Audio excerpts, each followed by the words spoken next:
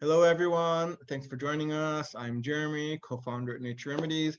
Today is part of our self-improvement week. We're talking with Jennifer Meister. I'll give her the stage to introduce herself. Jen, pleasure to have you. How you doing?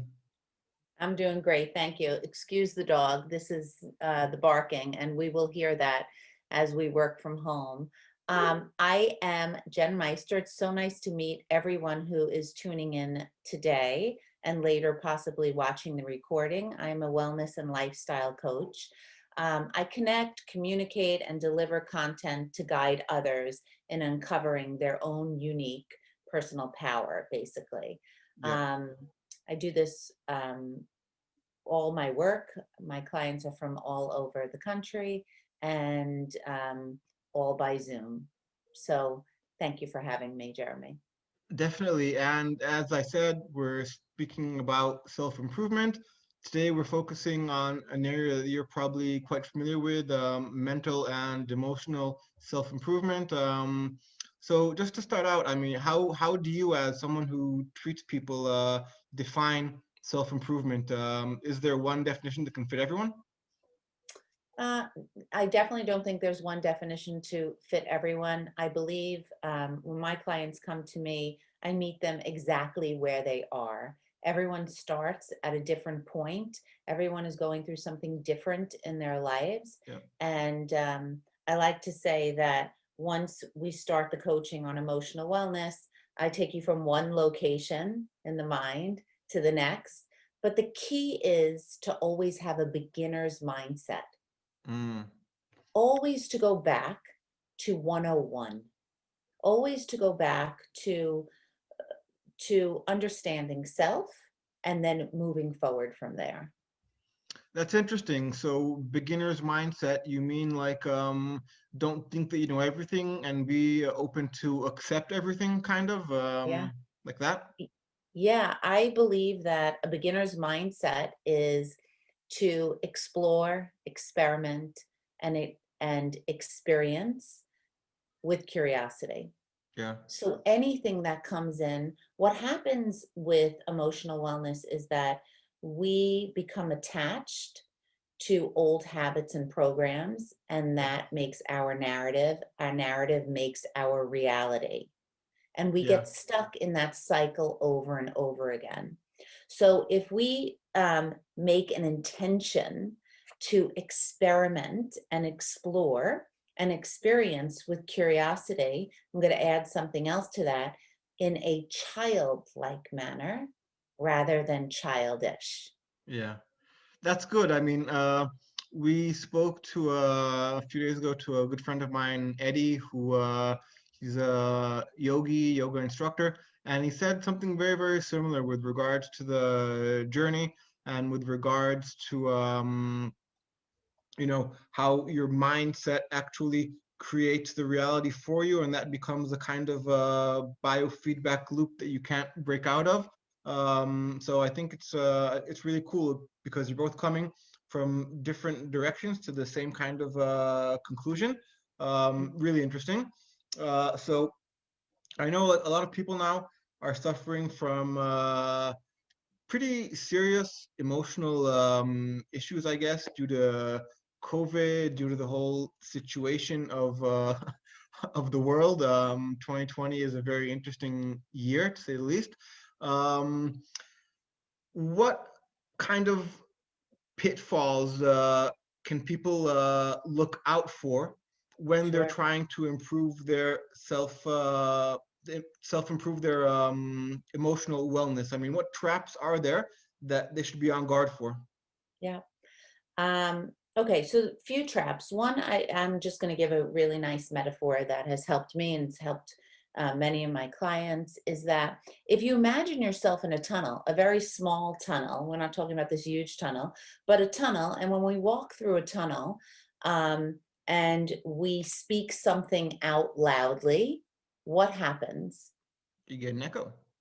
Right. And when that echo comes out, it returns back to us. Yep.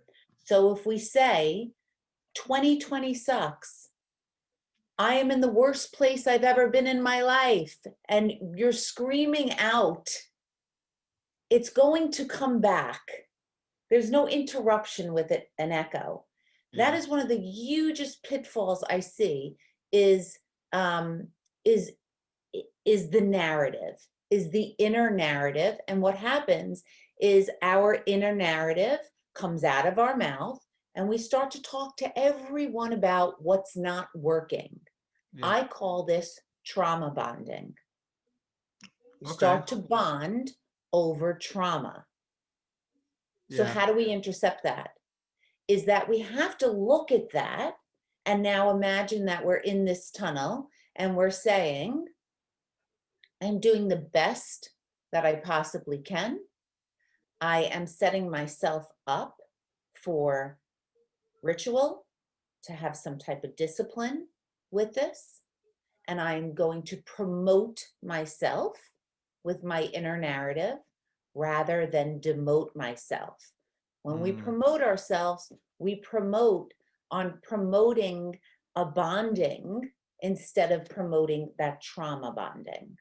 Yeah, it's interesting subject, interesting thought because I feel like when we talk about trauma bonding, at the end of the day, you're trying to, I won't say sympathize, but to find a partner in your misery, right? Because if someone else is Absolutely. in your misery, it's easier for you to shoulder the burden. Because, like, I'm not alone. It's happening to him also, and this person too. And if we're all in misery together, you know, it's a misery loves company, right? I mean, it's like an escape route kind of to deal with these kinds of issues that are oppressing our thoughts and our emotional well-being, right? Yes, 100%. And um, we have to ask ourselves. So that's one, is to walk through that tunnel and listen to your own echo and what that feels like and how that energy spreads and how that demotes Yeah. our well-being instead of promotes. And the other thing we have to ask ourselves is, am I moving towards long-term fulfillment, or Mm. is this just adding to my short-term gratification? Yeah. Yeah. Are these words that I'm speaking promoting me? Are they coming back to me with some information? And will this guide me into more of a long-term fulfillment for my own emotional and mental wellness? Yeah, that's an interesting tip also. I think to add on to that, it can also help if you well, so I'm talking about tips now, but if you set a goal for yourself where you want to be or what you want to achieve, then you can critically examine all of these things that you're saying to yourself to see if they do propel you towards that goal or not. Because if you have no goal or no direction or no idea of where you want to be or what you want to achieve, then you can't really know if these things you're talking or saying to yourself are taking you to where you should be or where you shouldn't be. Right. So I Yes. think goal setting is also really important when I we talk about this. I believe that goal setting is very important. Something that I use and that I promote is sacred ritual, sacred discipline. And sacred means something different for everyone. Yeah. For every client, it means something different. Most often, it's, if I ask the everyone who's watching, what does sacred mean to you? I'll hear important, um, special. Yeah. And Beloved. when we think about sacred ritual or sacred discipline, um, we have to ask ourselves, what are we doing to make sacred in our lives? Mm. Because just speaking and echoing negativity Yeah. is not sacred. That's that tunnel that's going to come back to you. Yeah. So are our words sacred? And how can we step into some type of ritual? And I'm going to give you one beautiful tip, Yes, is please. that everyone on this call now, um, if you can get a piece of paper or a pen, and this is going to be recorded, so it's wonderful, I have one is here. What? if you can, something that I do have clients do, and this is a practice that I do too, If I am in a rut and I am spiraling, I sit down on a piece of paper, I write to be, TOBE. How do I want to be? And usually I hear, I want to be peaceful. I want to be happy. I want to be present. I want to be focused. I want to be grounded. I want to be my own best friend. Okay. So if we have that at the beginning of every day, while we are doing our doing, like going to the store, talking to a friend, being in a relationship, being at our desk working, we can always go back to how do we want to be? Yeah. That will drive our doing. Yeah, that's so kind of like a goal, I guess you could say, in a way, That's right? that's a if you can have that sacred ritual every day, write a list of how you want to be, write a list of what you have to do today, and decide while you're doing how do you want to be. So you set yourself up to promote yourself. You Yeah, set yourself up to be harmonious with yourself yeah, that's a good instead tip. of disharmonious. Yeah, I like that. It's also easy to do, right? I mean, you just sit down, think for a few minutes, write your stuff down, and you can also access it throughout the day, change it throughout the day, depending on Abs- what you actually need to do or how you want to feel or to be. Yeah. And you know, one of the things that I talk about all the time is like, this is my best friend. These sticky notes are my best friend. Because if, and I'll give you an example of this for myself, if I'm doing a big speaking event, I want to make sure when I pass that podium, I see how I want to be. I want to be direct. I want to have erect posture. I want to speak clearly. And if you have a teeny post-it note that says, how do I want to be? I want to be peaceful. I want to be happy. You match that as you take your action throughout the day. Yeah, that's a cool tip. I know a lot of people uh in a similar vein, not necessarily the same thing, but they write out daily gratification, Right? what they're happy for, what they are thankful for. Also helps set them up for, positive awareness and positive thinking. I think that's a great tip, though. I think I've never heard that before, and I think it's good. Especially, I liked the part when you're going to give a speech or a podium. I speak a lot. I present a lot. Having like a little cheat sheet with the things I want to convey and how I want to convey them. Not even my notes, yeah, or anything. Just No, a you don't cheat need sheet your notes.